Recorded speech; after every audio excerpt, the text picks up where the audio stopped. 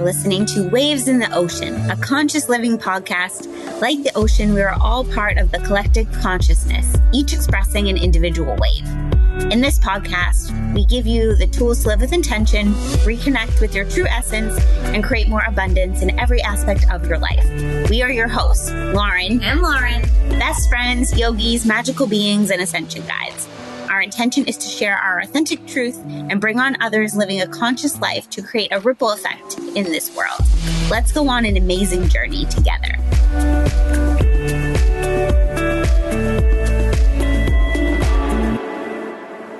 Today, we are diving deep into shadow work and the process of how to do it. It has been one of the most life-changing processes for both of us. Not always fun, but the results after, so worth it. You know, it's more fun sometimes to talk about manifestation and crystals and all the good things. Shadow work can be a little bit dark. It's not always the, what do I want to say? Spiritual, like love and light. It's kind of the opposite side of that. But this journey has changed both of our lives so much. And we talk about it all the time. So today we're going to go into more details of our personal experiences, the process we use, and how we help other people to heal using this work. Yeah. And it's where a lot of people get stuck, right? Is in that love and light. They're like, I'm love, I'm light, I'm abundant, I have crystals, I believe. That's what I thought it was. I believe in the love of everything in oneness. And that can only get you so far. And it's kind of like the secret, right? A great book, but it kind of fucked people over because a lot of people stop at the law of attraction. Like if you think it and write it, or you're just living in a love and light way, then that will be magnetized and it will come back to you. But in reality, the actual, one of the most important universal laws is what you believe, so will it be. So in that, if you have limiting beliefs of I'm not worthy, I'm not enough, I'm not lovable, that you don't realize, and you're like, love and light, it's awesome. Those limiting beliefs are going to take over, and the universe is actually just going to reflect that. We don't necessarily create what the conscious mind thinks, right? We don't necessarily create that. We create what the subconscious mind is running and the programs that is running off of. That's where the fun stuff really starts. Me and Lauren always joke that, so we say we're on this like conscious living path, and it's a spiritual path. We're all on a spiritual path. It's just, are you aware of it? And when you become conscious, you start to become aware of it. And when we started getting into these things, like we were saying that really yoga was a big shift for us, but really in 2020 when Lauren got me some crystals, right? And thinking that was so fun. I was like, crystals, readings, like, and I joke that I was tricked. It starts off so fun of like, I'm going to be enlightened and a master and like life is so peaceful now. But then you start to uncover the truth of what it is that you're doing. And I remember going to this really shifted for me. I went to a psychic reading and it came up. This woman was just so on point and I trusted her and felt right to me. And she said, have you heard of shadow work? Like your guides want you to get into shadow work. And I was like, no. And at that time I don't think you had heard of it either. You were doing it. I was doing it, but I didn't know I was doing it. Yeah. So I was like, okay, like I feel I need to dive into this. And I hired a coach, which was awesome. The one-on-one was just really visual and helpful for me. And I started to uncover all my shadows, so shadows are the parts of yourself that you hide out of feeling unloved or in the shadows, right? It's like this dark aspect of yourself that we disown because we feel unloved from the world seeing those parts of us. And I started to dive into all this and I was like, holy shit, like this is not love and light. Like this is hard.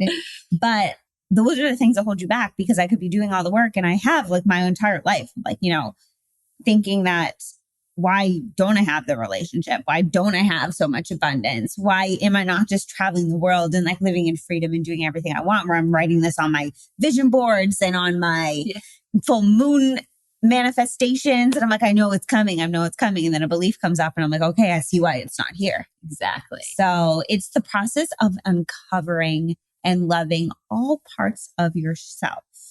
Exactly. And it's the balance of light and love, light, and as well as the shadow side, the darkness. It's the yin and yang, the masculine and feminine, the being and doing. We all need to find this balance and come back to this balance. And a lot of people get stuck in being love and light and never face their shadows because can be challenging. No one wants to look at their shit. Mm-hmm. I don't really mind it, to be honest, but a majority of people, they don't want to know why you are or why they are the way they are. What beliefs do you have that aren't yours? And who gave you those beliefs? And what traumas have formed because of them? And what situations is now repeating over and over and over again because you haven't looked at those traumas? This is what all shadow work gets to the bottom of. And as we clear out the lower vibrational emotions, the traumas, the negative aspects or energies, or not even negative, because there's no negative or positive in the universe, right? We need everything. It's just lower vibrational, I should say, rather than negative.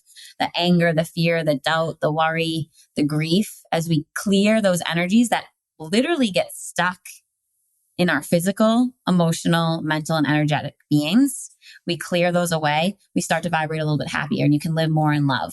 So you shed it and then you raise up a little bit. And that's why it's so good. Because you're feeling at times when you go through it, you're like, oh, I feel doubtful, or I feel angry, or I feel sad. But the aftermath, the after effect is, ooh, you're vibrating up here now. And a majority of your day, you're like, woo, this is awesome. Majority of the day. It just depends on the timing. Some months, some days are way better. It's just riding the waves. Yeah. And knowing that it's all happening for you, because we can think that we heal things. And I do this all the time. And the healing journey is not linear. Like, it'd be awesome if it was just like a straight path. Like, oh, healed this. Great. Going up. Check. This. Check, check, check. Right. And that's how I would like it to be in my brain. I'm like, well, sometimes I'm like, are you kidding me? This came up again. But it's just peeling back deeper and deeper. And it's a journey back to the true self, because we build up all these layers. And it's like peeling back an onion. So you can pick. Often we need to get to the surface things first, and we just get getting deeper and deeper, and really over time. So we're all born into this world as perfect souls. Yes. Right? You come in, you're abundant, you're awesome, you're given so much love, and then life happens and we all have traumas. It's a build up all the traumas in your life. And it can be from one big thing, like an abuse or things you wouldn't wish upon anybody. Or it could be from death by 1,000 little cuts of a trauma is related to, like, even a boy saying you're stupid or you're ugly, right? Or your parents leaving you when you were younger and you felt like you were abandoned. There can be so many different things, and we'll go deeper into that. But they build up all these layers and we store it. And through the work, you start to shed the layers. But the thing is, you have to feel the emotions. And that's where it gets really hard. But it's also beautiful. And when you start, it's really one of those things that, like, you can try to stop, but the process isn't really going to let you. It just gets harder if you don't continue. Can't unknow. You can't unknow. Yeah. Do you want to get into a little bit, like, of how would they know if they have shadows? Everybody has shadows.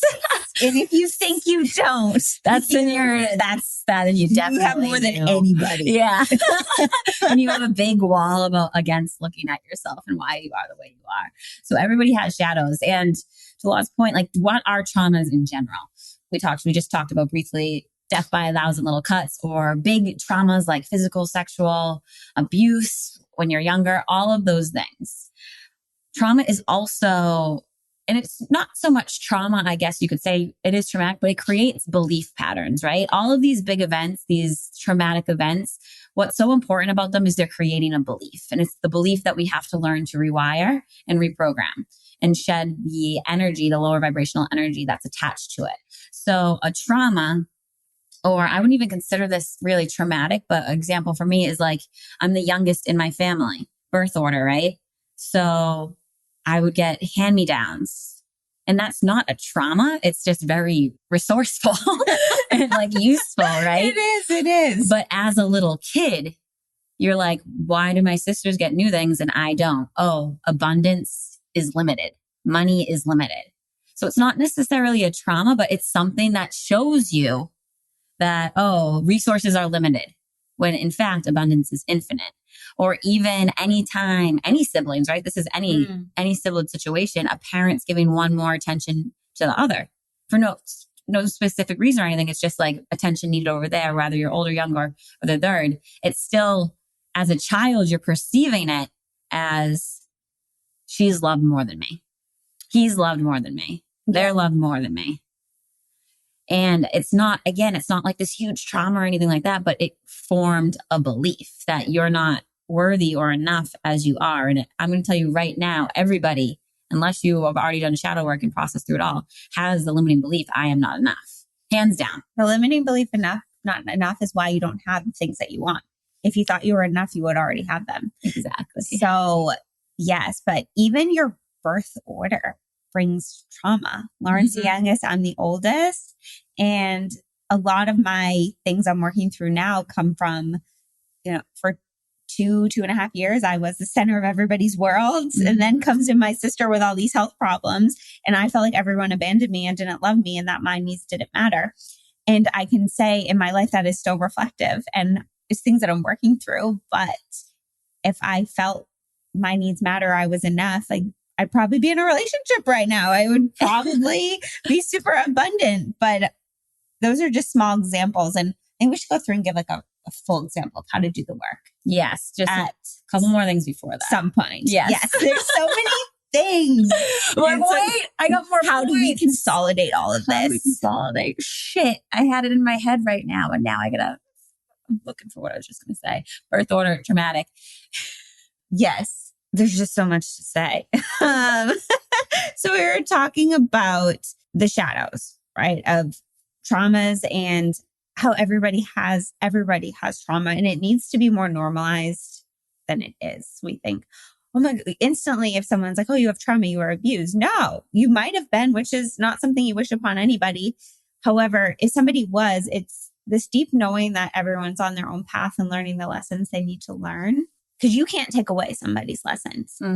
As much as we wouldn't wish those things upon anybody, it's something in their path that the lessons that they need to learn is going to be their biggest catalyst for change and for growth. And we strongly believe that prior to this life, you sign up for everything that you need to learn. So it is just trusting that the path is perfect. It doesn't mean you don't have trauma and things to work through, which is hard, but it's knowing that those are the things that are happening for you. And that is a big part of it, of things that trigger you, things that make you upset, angry. Most of the population lives in victim mode. They did this, they did that. I hate this person. They make me mad. I can't believe my parents did this to me, or my boss sucks, right? Whatever it is, where we can live in victim mode of poor me. Why is this happening to me? Oh, I lost my job. Oh, my boyfriend broke up with me. Like, I don't have anywhere to live. And it's like, I have this health issue.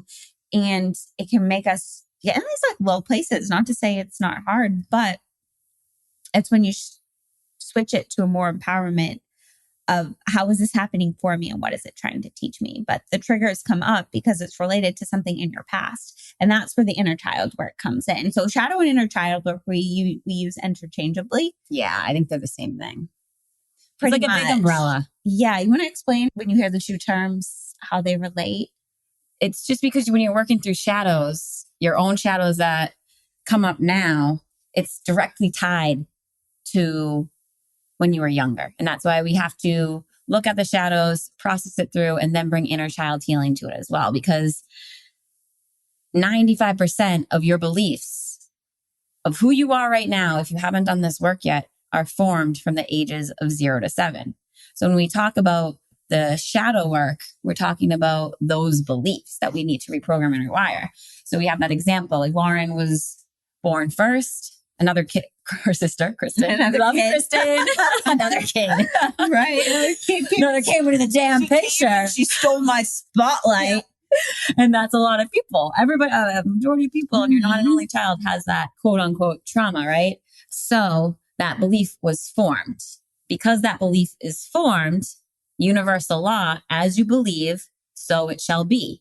So the universe is reflecting year after year after year in reaffirming that belief that hasn't been processed through, that the trauma is still stuck in her body, or the belief is still stuck in her body. So it's just reflecting that over and over and over, which is, you see that reflected. How do you see that reflected in your life?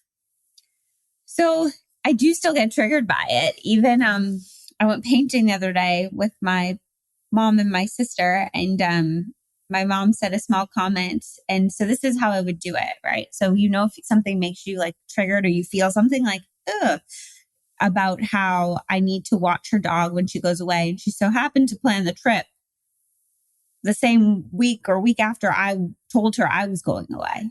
And in my head, it instantly brought me to a place of anger because I felt like I wasn't seen or heard, or my needs didn't matter enough. So I came back, I went through meditation, was taken back to the belief of I'm not seen, because when my sister was born, she was super sick and everybody had their attention on her. And I was so angry. And that's why the anger still comes out in me, because I felt like my needs didn't matter. I wasn't seen. And similar things, like if my mom had said that and it still wasn't in me, it wouldn't have triggered me. So it's when you're getting triggered, it's happening for you to go back to when you first felt that way, as much as you can remember, and give that inner child what they needed. And at the time, like all I needed was a hug and to hear that I mattered and that I was seen and I was heard and I was there, and people wanted to watch me dance or play with my toys with me, right? I just needed love and attention and to know that I still mattered. And that is just reflective in my life of feeling I came here to help everybody else. I can see it in the work that I do. I want to make sure everybody is okay. Putting others' needs before my own. Different people I've dated has always been worried about, I want to make them happy, because if they aren't happy, they won't love me or they'll leave me. And in return of that, I've neglected my own needs. And it really has taken me until at the age of 34 to actually be at a point where I feel like I'm like, holy shit, I have this revelation. I'm supposed to do this life for me. Yeah. And yeah, so is that answer? It does. So you see that the belief that she formed when she was 2 years old, it is. And there's that a lot of times the beliefs are all intertwined together. I always think of it like a ball of yarn. They're like mangled, intermingled, and then this bigger belief can be broken up into other ones. But the universe reflects it back to you because it's not what you're thinking. It's not what you're writing down on your vision board. It's what the subconscious believes. And if you believe you're not enough, the universe is going to reflect you're not enough. If you believe you're not worthy, the universe is going to reflect you're not worthy. And it's going to keep triggering you to be like, hey, wake up, wake up. You need to shift the beliefs. If you want to live in abundance, you need to shift and reprogram the belief. So it's, again, that universal law, as you believe, so it shall be. And we are here on this earth to experience and master all of the emotions. It's what we're here to do. It's a school, it's a place of learning. So we need to feel all the fear, the grief, the pain, the sadness, as much as the love, the joy, the compassion, the happiness. And once we master those emotions, once we don't get triggered, once we rewire and reprogram all of the beliefs that formed from those crucial ages of 0 to 7, that's when you'll be living in full alignment, in abundance, with all the feeling worthy, feeling enough, with everything that you've desired. But you have to do the work to do that.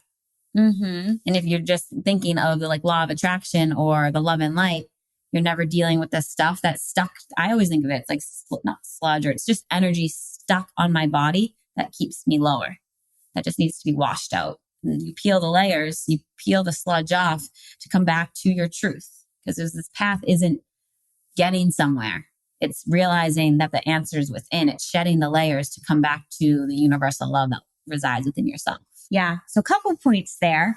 I would say, I think we should go through what common triggers are. I was just going to say that. But before that, traumas in the shadow, we use it interchangeably. They're all going to, like Lauren said, it's like stuck in the body, right? Mm-hmm. So it can come out in all different ways. You may think, oh, I just have tight hips or tight shoulders. Trauma triggers. You may think, oh, I just have gut health. There is some sort of trauma stored, like gut health issues. Some sort of trauma is stored in there. Mm-hmm. Any physical thing that you experience is related to an emotion that is stuck in the body.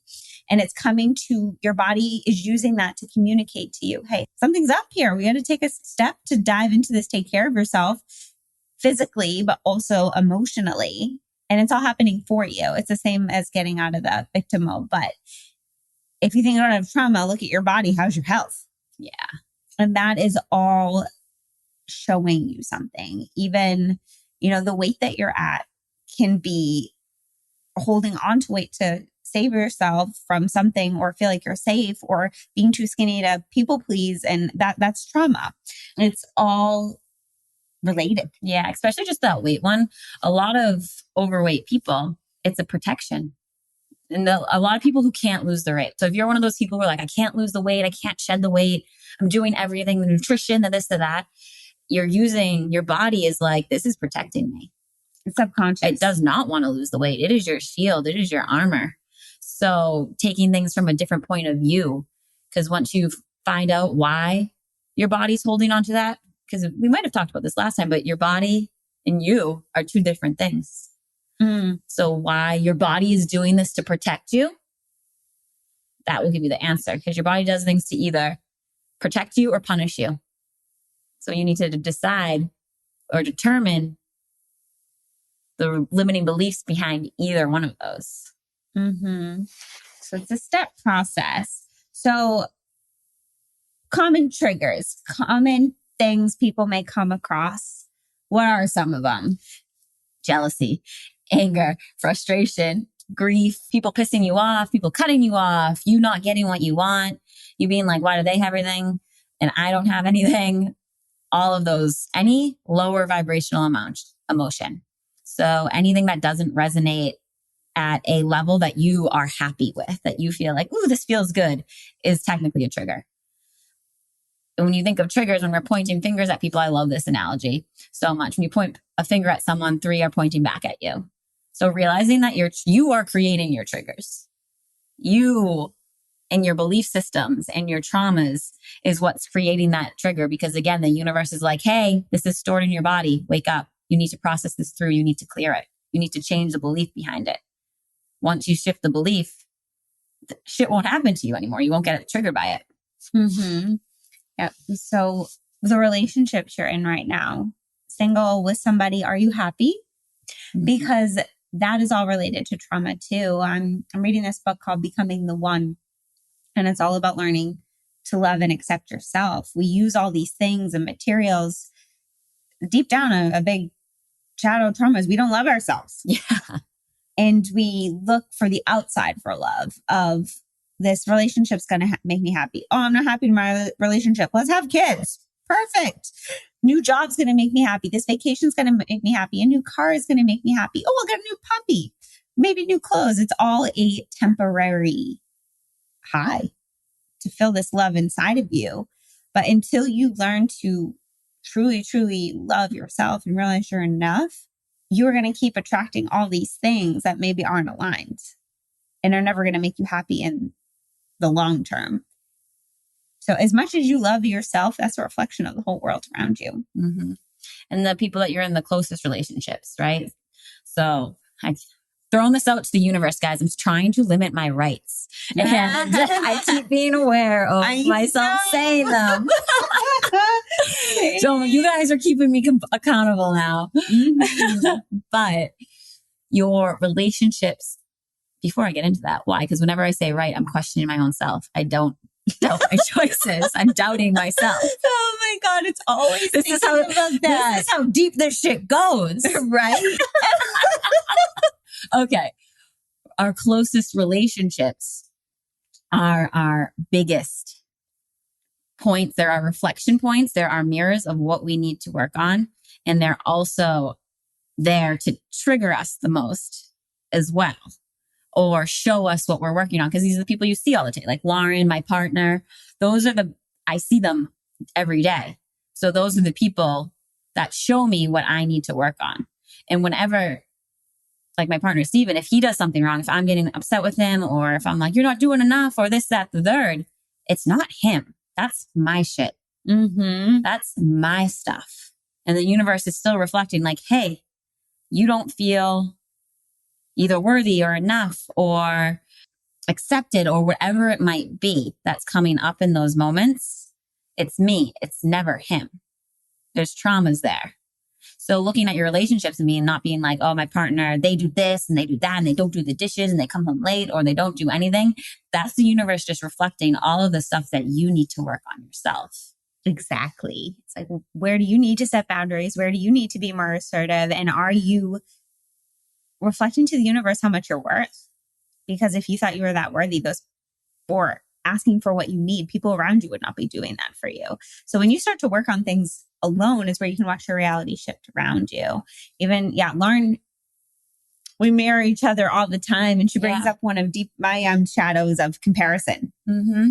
And I look to her for approval all the time. I'm like, what do you think about that? Or we're just very similar paths, but also different. We take things at different paces. And Lauren's been doing this work a little bit longer than me. So sometimes I can get in my head and be like, how the frig did she heal this so fast? Like her life is in a different place than mine. And then the comparison comes in and I'm like, well, she's better at this. And that's my shit to work on. And I can trace it back to, so we've been friends since preschool, right? Yeah. So she learned to ride her bike before me. And I remember just being pissed off that she could ride her bike before me. I spent all day, I remember this, was outside trying to ride this bike all day in the driveway.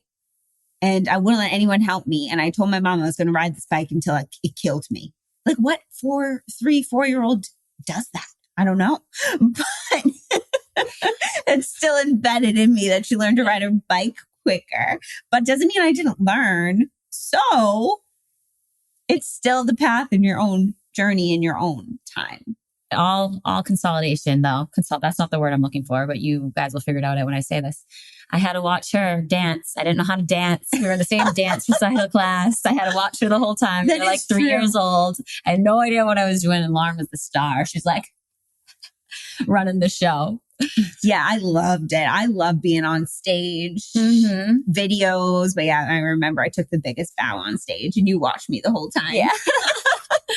But all of these things are triggers. And so you're using your partners, your best friends, the people in your life, your parents, your sisters, your brothers, whoever it might be, your coworkers as tools to your salvation, to your freedom of all of the limiting beliefs. So not thinking of them as obstacles or it's them and they suck. That's victim mentality. Seeing them as your path to love and mental freedom.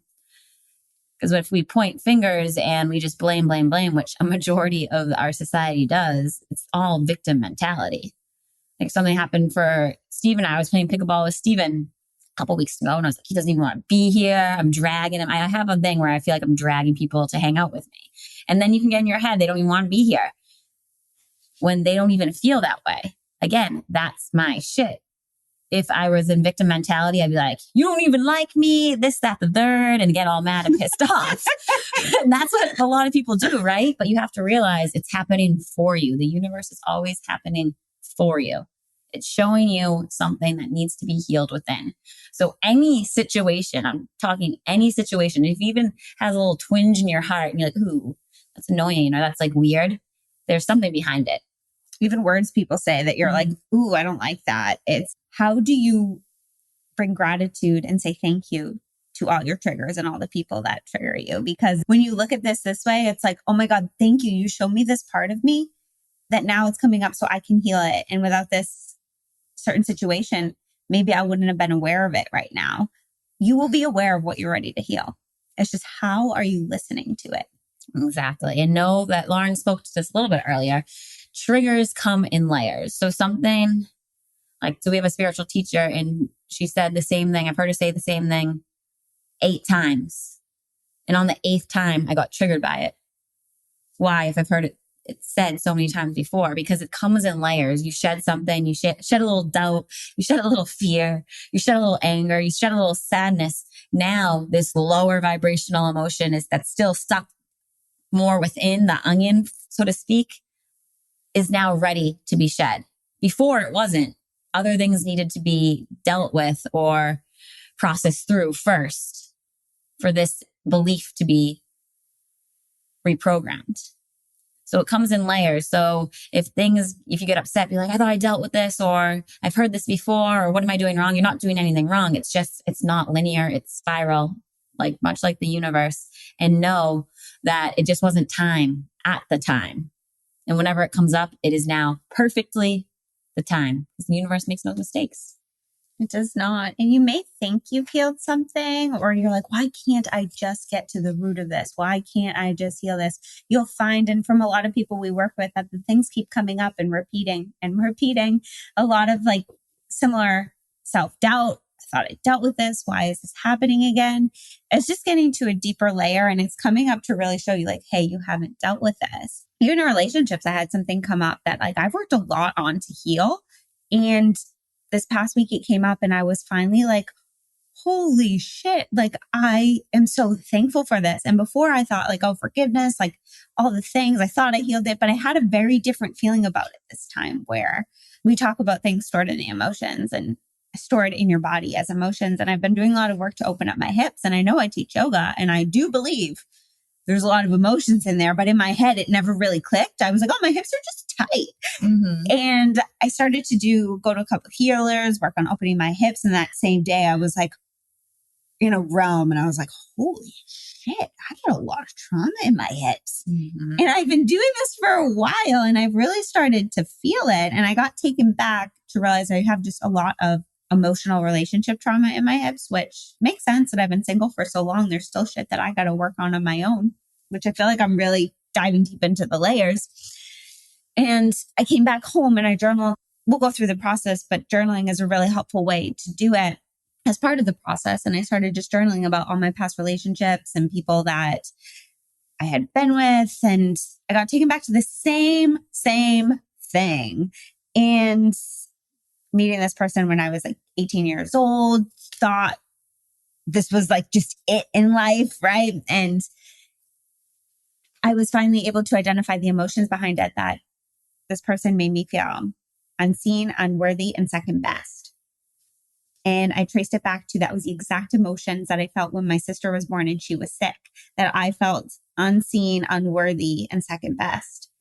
And it finally clicked in my head that, holy shit, like I wouldn't have felt all the pain that I felt when I was 18, 18 to like 23. I was able to feel how bad that hurt in my adult life, that made me realize how bad that little girl had hurt at 2 years old, that this all happened for me to relive that pain, to know how deep in pain I was at a 2-year-old, that I am so thankful for that for happening, because now I can go back and really truly heal and dive into those feelings. And that just really clicked with me. Like it never clicked before, even though I have been through it so many times, that I was able to be like, holy shit, like thank this person so much. Yeah, exactly. You will come to a point in your life where certain things rewire and come up again and again. And then all of a sudden one day it just clicks, and it's like, whoa, like I am so thankful for this. Like, and it's a weight, and it's forgiveness, and it's like this sense of freedom. Exactly.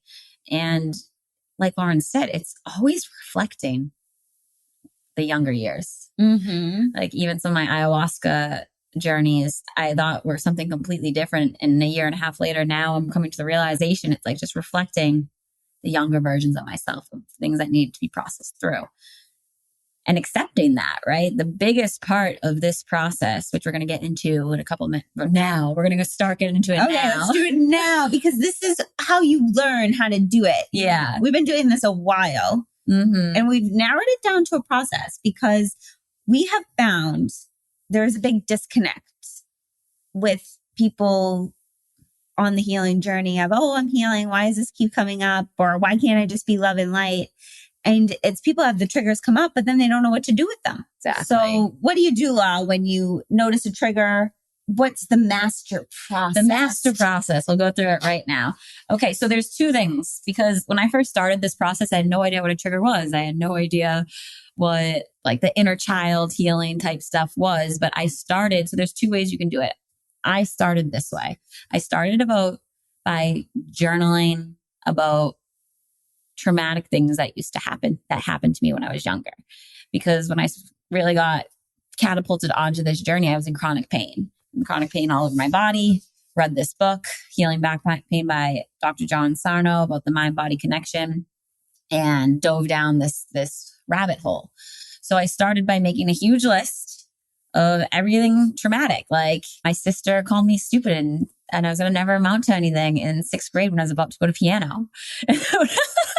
And that, again, that's not really we wouldn't see, that's like a society norm in this case. That's just what be like, oh, that's kids being kids. To me, it was traumatic. I didn't realize how traumatic it was until I started journaling and I started crying. I was like, hey, oh my God. But thank you, my dear sister Leanne. Love you very much for the trigger, because we're here to experience and master all emotions. So the first thing you can do is make a big list of things like that, experiences that brought up lower vibrational emotions, sadness, anger, grief, anxiety, fear, anything. Nothing's too small or too large. Being dropped off in kindergarten, crying and being told to stop crying, be a big girl, be a big boy. Write that down. Anything like that. College experiences that got crazy and you felt like shamed out, whatever. College in general, there's a lot of shit in there. There's a lot of shit in there. Maybe you don't want to remember, but you got subconscious does. Yeah. I was a big partier, so I had a lot of shit. I blacked out every night. I was with you a lot of it. So write down your experiences and then journal about it. How did it make you feel? What is the situation? Where do you feel it in your body? Or the other route that we now use and really, really suggest using because it brings awareness to topics is identifying your triggers. So when something comes up and someone pisses you off or you get annoyed by something or you're really sad by something, taking that trigger and journaling about it. First step, journal about the trigger or the event. Where do you feel the emotion in your body? What is the trigger? What's happening? Who's there? What is the belief that is formed from it? I think that's a hard one for people. Can you help to break down how to find a belief? Yes. So it's an intuitive process and it's mainly based on trust, but also practice. Trusting yourself to practice that you know it's coming through. So basically you write about the event, you feel into what's happening, and then you say, what's the belief? Something will come through. Whatever, and you kind of take the first thing that comes through, right? Is it is it I'm not enough? I'm not worthy. Life is not abundant. Or you can start by, we'll link this, a bunch of different limiting beliefs. We'll link this at the bottom in the show notes. And you can use that list and be like, oh, this feels aligned to what's happening here. If you don't have the intuitive process right now, you will. With practice, you will get it more and more and more. But generally so speaking, you're going to feel it. You're going to feel it. You will. Even just to explain. So when my mom brought up anger in me about watching the dog and not asking me about when my trip was, it brought the emotion that first triggered me was anger. I was like, okay, I'm angry. This is a trigger. I need to go into it. So just going through that, I was able to go back and like, when did I first feel angry about this? And it brought me back to when I was a little girl. And the beliefs that I formed was my needs don't matter. I'm not seen. And I'm second best. You have to trust in that. Just trusting. So once you figure out the belief and just trusting whatever it is that comes up is perfectly fine. It's then you start to find your new belief. Exactly. Generally speaking, sadness stems from a belief of lack. Anger stems from a belief of attachment. And fear and anxiety stems from a belief of control. So using that along with other beliefs that we can link in to just kind of be like, this kind of feels right. And start with that. Be like, this kind of feels right. This kind of seems right. There's a lot of limiting beliefs, so there's going to be no wrong answer at this point. And trusting that whatever you pick is exactly right. So that's the first part. Journaling 5 to 10 minutes. It doesn't have to be that long. You can go longer if you'd like. Then we shift into integrating and processing the emotions through a meditative state, through meditation. And there's a couple different ways you can go into this. You can first jump into a meditation and get in that nice, relaxed brainwave state. We want to take it to that alpha brainwave state and go in there. Or you can start with a little bit of breath work first to open up the body, because breath is super potent and impactful in bridging together the conscious and subconscious mind. It's also really good at shedding energy and opening up the body to clear the traumas that are stuck there, that are physically stuck there. And when we get into that alpha brainwave state, that actually is the bridge to the subconscious and unconscious mind. It goes beta, alpha, theta. And as we get into that state, it softens up the subconscious, because right now it has like a prison door. It's like, you're not coming in. It's not safe for you to look in here. It's not safe for you to see these memories. And we need to soften that. So that's why in the beginning of shadow work, it's kind of challenging, because your subconscious is like, nope, this is dangerous. I don't want you seeing this. My body did that. My body created pain because it would rather me feel pain all over my body. It thought that was safer than me dealing with my traumas of the past, and me looking at how I was raised and seeing the tumult, like the trauma, the anger, the frustration, all of those things. It's easier to be distracted by pain. So softening that lockbox, that wall that you have around your subconscious mind. And we do that through the meditative state. And when we're in that meditative state, we kind of bring the same energy that you just journaled about. So you get into the meditative state and you visualize, when's the first time you felt that emotion? So if you journaled about something of the past, write the emotion. What did you feel? And if you already have the know through your trigger, when's the first time you felt that way? And sometimes you might get a clear picture come through. Sometimes there's no picture and it's just like dots. And you're like, oh, I don't know. Know that whatever is coming through is exactly perfect. Sometimes you'll be like, that doesn't make any sense. It doesn't matter. Could be bring you back to a memory. For me, I get brought to a memory where I'm by myself in my room a lot. And like thoughts come in, and whether it was like fighting with my grandparents or fighting with my parents or things like that, they'll come in. I'll be like, okay, this makes sense. One of the most important things is it doesn't matter if the event actually happened or not. So don't question whatever comes through. It doesn't matter, because whether it happened or not, you still believe it. It's in your subconscious and it still created a belief. So you don't need to question, did this really happen? Am I doing this right? It doesn't matter. It truly doesn't matter. A belief is still formed from it. So once you get to take yourself back to where it first happened, you feel into it more. You let the energy in, you let the emotion in. You feel the sadness, you feel the grief, you feel the pain, you feel the frustration, whatever's coming up, you even embellish it a little bit. You extend it. If you're angry, maybe you throw some fists in the air. If you're sad, I'm like, Crying is like a hard one. It's so hard, but it's also very soothing. Mm-hmm. You bring awareness to where you feel it in your body. The only way to process through emotions is to feel it, unfortunately. So you have to let it in. You have to let the body know that it's safe. You're in a safe place and it's okay to feel these things. So you feel it. You come back to that belief that was formed. You bring awareness to the belief. I'm not enough. It's not safe to have fun. I can't trust myself. Whatever is coming through. And you're in this meditative state and you let it flow. From this point, another 5-10 minutes, however you need to stay there. Any words on those two? Or should I keep going? Keep going. Okay. You're just flying through. You're doing great. Okay, perfect. I'm here for support. So then we now felt it. All right. You see the younger version of yourself, and they're like in a crouch. What is their posture like? What's happening there? And you bring your higher self in. Your higher self is you right now, the version of you right now. And you visualize your higher self coming in and giving the love and support that this younger version of you that we kind of put in a psychological prison never received. And what I've been doing a couple of different things lately in mine as well. Is one, I've been like telling off everyone in the situation, being like, that's not me. I don't need that. I am my own best healer. I'm my own best supporter. I'm the only person who can love myself the most, right?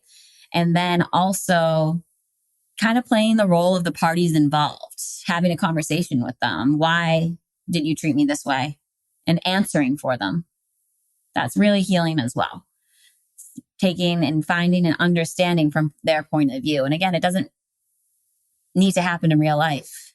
It might not ever happen in real life with some of the people who've caused your traumas. And it doesn't need to happen in real life as long as this aspect of yourself, this soul fragment, is playing the conversation in your head. That's all that needed. And then your higher version of yourself gives this love, gives this support, gives the kindness. Maybe visualize playing, hugging, saying you are enough, you are worthy, all of those things. Spend time giving the inner child healing. Mm-hmm. Yeah, I like to just have conversations with my inner child, and I realize like she's freaking awesome.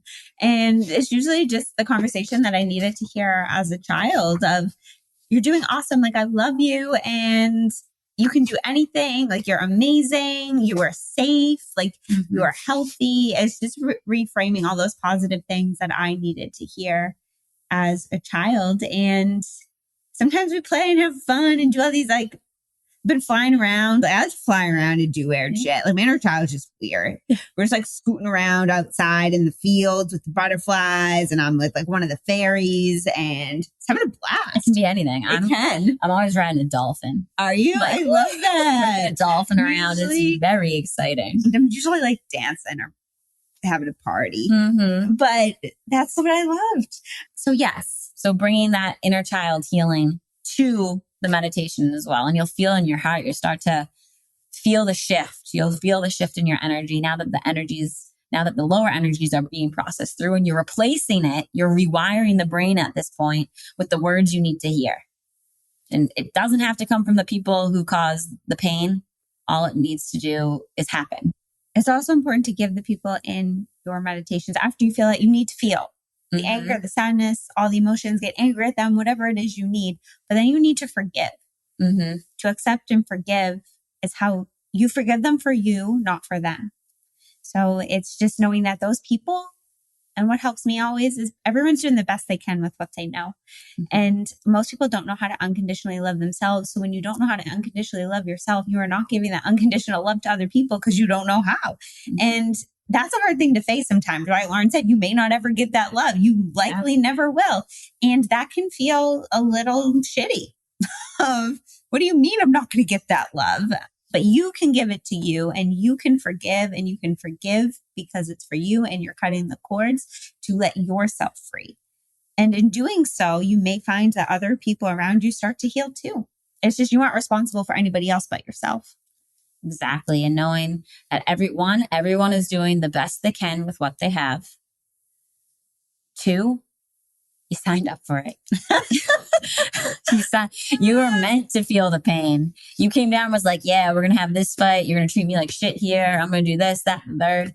It's the waves of feeling everything on this planet, in this dimension, I should say. So appreciating that and bringing your trust back to the universe. But the most important thing is forgiveness. It's one of the biggest healing modalities. Acceptance of everything that happened, every situation, knowing that it's happening for you. And it can be really fucked up. There's some fucked up shit that happens in this world. And I used to struggle with saying, how do I tell someone that something's really hard happened to them is happening for them?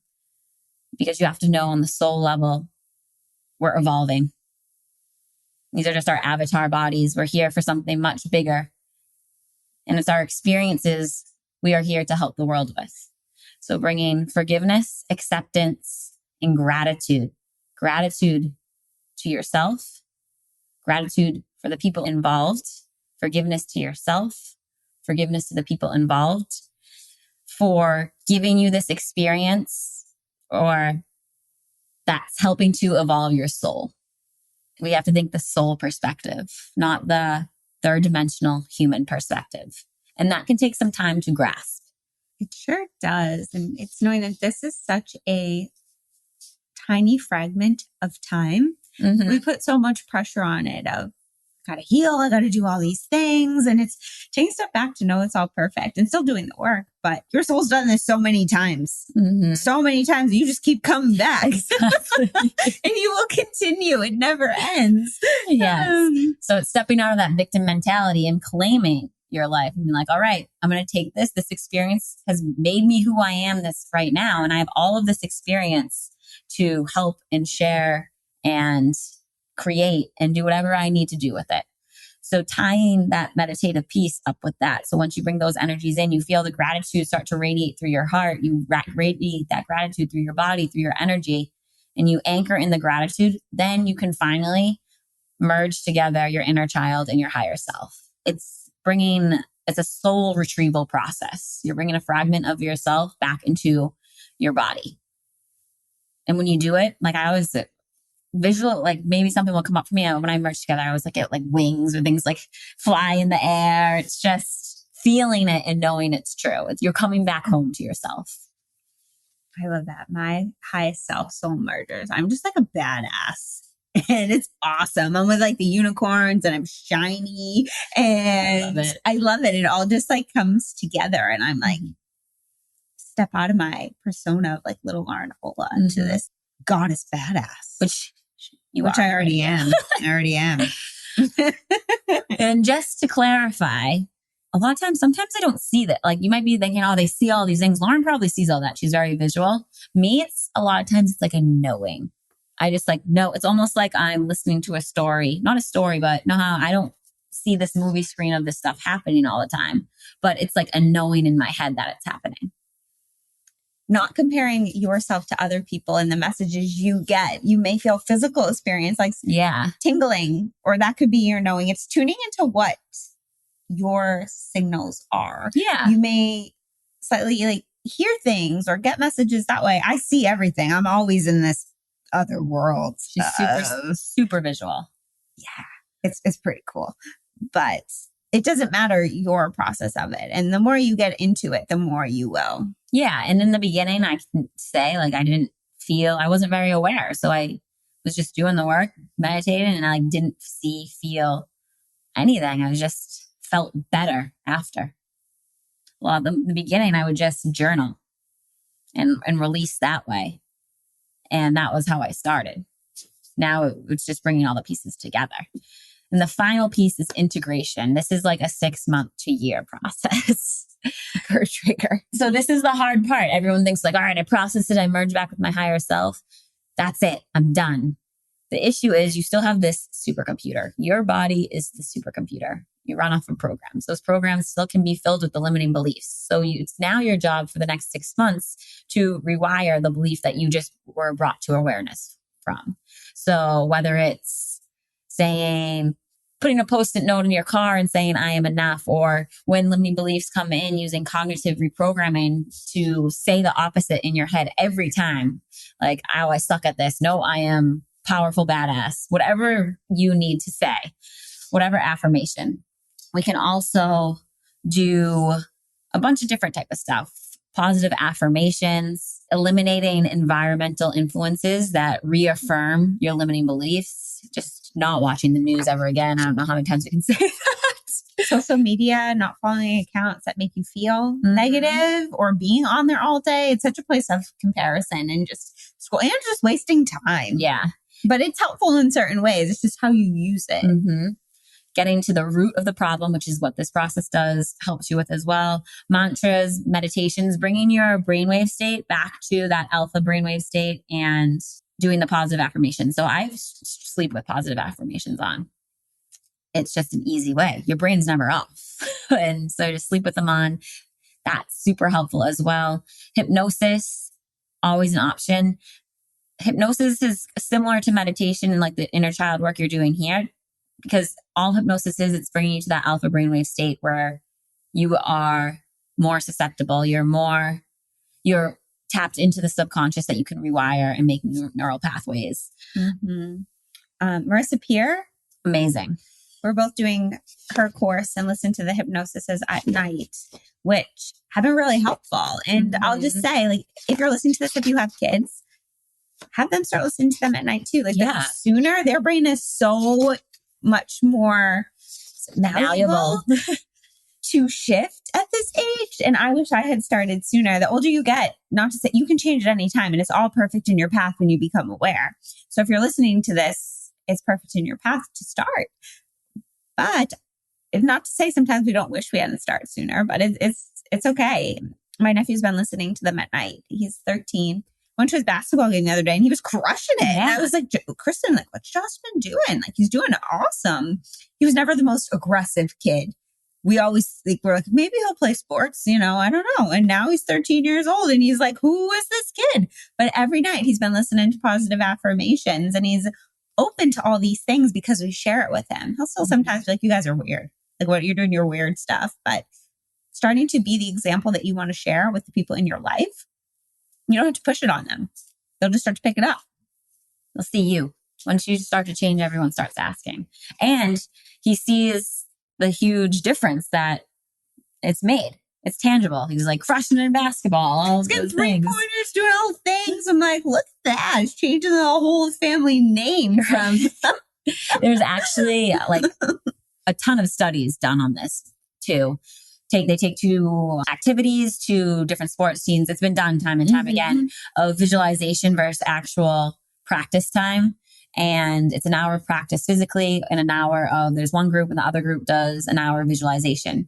The visualization people actually perform better after the studies. And they're not practicing. They're literally visualizing their practice. They're themselves practicing. That's how powerful the brain is and how truly the universal law, as you believe, so it will be. That's it. Me and Kristen always joke because this is a limiting belief of mine. I was never the greatest at sports. I tried. I love being on a team, but I joke. I'm like, I'm just going to become like the next like high school football coach and just make everybody do meditations. And we're just going to crush it. 100%. You will crush it. Imagine it's my next thing, from yoga to football. We have to go off on football. I'm not a big fan. Freaking football. It's like, what is it? Of the Colosseum of the Roman times in this year. It's a whole nother episode. It is. So we want to just bring awareness and make the unconscious conscious. And in doing so, you start to disempower your limiting beliefs and you replace them with positive truth. I am enough. I am worthy. I am love. I am a badass. I'm a magic unicorn, whatever the fuck you want to say. You be whatever you want to be. Yeah. You fill in the blank. Exactly. And that's the process, but that's the hardest piece of the process, because if you do the meditations, you do the breath work and you clear everything out, you feel it, but then you go back into the same patterning and you just hop back into, oh, I suck. I can't do this. I can't do that. It's going to reform. It's going to reform in your life. You have to do the cognitive reprogramming. It requires taking the time. So you may feel I'm too busy, like I don't have all the time to do this, or we're just like, oh, I'm just going to wait, or I don't know if I even want to do this. It's realizing that all this stuff is going to help you so much. We went from shadows to trauma to triggers to all of it, and it doesn't sound very fun. However, doing this work is what leads you to everything you've ever wanted. So when you realize that, and you truly realize that, and knowing that you have the power to shift your own life is so empowering, and it makes it all so worth it. And it's a process that we use for everything. Yes, everything. Every trigger that comes up that day, I'm doing it. Because then you release it and your life gets so much better. It does. And like, you truly don't know how good you can. I'm going to tell you right now, you don't know how good you can feel. I thought I felt good 5 years ago. I was living life, thought it was great. You just don't know how good you feel. Now I'm like, woo, life is amazing. Yeah, it goes the up and down waves of when stuff's coming up for me. But I appreciate that as well, because I get so excited about the uptick that's going to happen as well. But you don't sit in it. Oh, yes. A lot of people like to sit in their shit. I refuse to. Yes. And it's a pattern. And that is also something to rewire of, I deserve to sit in this, or who am I when I'm not in a negative place? We can identify with that. But when you don't deal with it, it's also sitting in your shit. Because this is what always gets me. I'm like, oh, the universe is testing me, triggering me again. I know it's not going to go away. Like, now that I know that, I don't want this same thing to keep happening over and over again. So for me, I'm willing to go and sit in the emotions of fear, sadness, negativity for a little bit and take the time to do it, to know that that situation likely will not repeat unless I haven't fully rewired the belief. But it gets easier and easier. So that's why you want to do the work. And if you have the triggers coming up, if you're in pain, you're not happy in your life, you're not having everything you want. If you want to live the best freaking life of your, like, you can even imagine. Your damn life. This is what you do. Be multi-dimensional, badass, spiritual, unicorn, magic. Do whatever frig you want. But that's why you would want to do it, is when you have this manifestation list, law of attraction, vision boards, you're not getting it. It's because all these blocks are in the way. And this is how you clear the blocks to have all those amazing things, because that's important to do too. But yes, we see it time and time again that people will come to our group classes and do the work there and then go home and come back to a group and have the same thing going on. Like, did you do any of the things? And it's no. Just no. Mm-hmm. And that's where people get stuck in it. So we like to say that you have to be your own best healer. You have to be willing to do the work. You get what you put in. So there's 3 parts to it. You need to do the work on your own, but also come to groups for support. Learn, find people that support you, and go to one-on-one healers. Yes. Doing all of that, you can't rely on a group to heal you. You're not going to rely on a healer to heal you, but they're going to bring things to your awareness and they can support you to get through it. Mm-hmm. And then if you do all the work on your own, it's kind of a trifecta that we do all the time. Exactly. It's super helpful. And it will cause major, major shifts for you. You just have to do the work, like you said.